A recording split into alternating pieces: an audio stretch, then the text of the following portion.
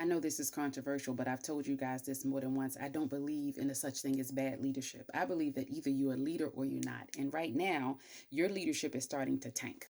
And today we're talking about communication. Your team is checked out, but the reason they've checked out is because you've mastered the art of telling, not the art of leadership influence.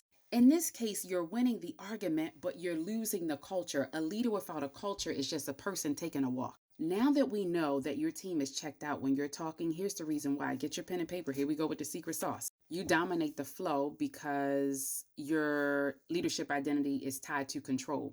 You are afraid that if you let the conversation breathe, if you let someone else get some energy in, if you let someone else provide some insight, that you will not have a grip on the outcome. This is fear-based identity. The interesting part is that you think that influence needs to be used based on your authority.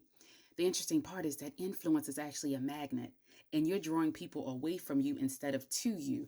And that's because of your leadership identity. You're actually not using your personality to your own advantage. When your personality is a magnet, the leadership influence comes easy.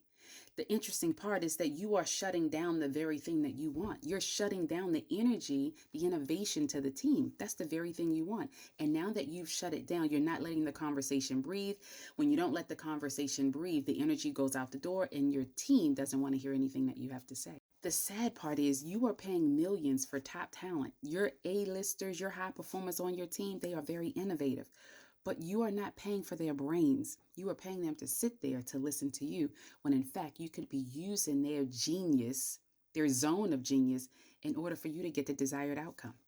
Take that one to the back. So as an executive leadership coach, my secret sauce is this. I don't give you active listening tips. You don't need to listen more. What you need to do is have a secure identity.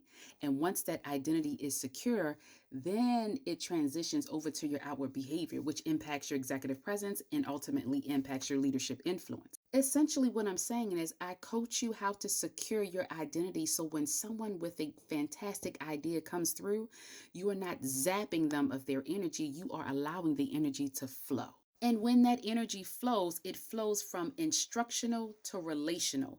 Relation as in how you connect with your team and what that looks like for you. So you know exactly when to step in, when to speak, when to let their zone of genius control the energy. All of those pieces are tied to your leadership identity, which ultimately rolls down the hill into your leadership influence. This is about you as a leader doing less pushing and more guiding. This is about you getting a return on your not investment, but on your identity, which is your personality, and you can be your authentic self.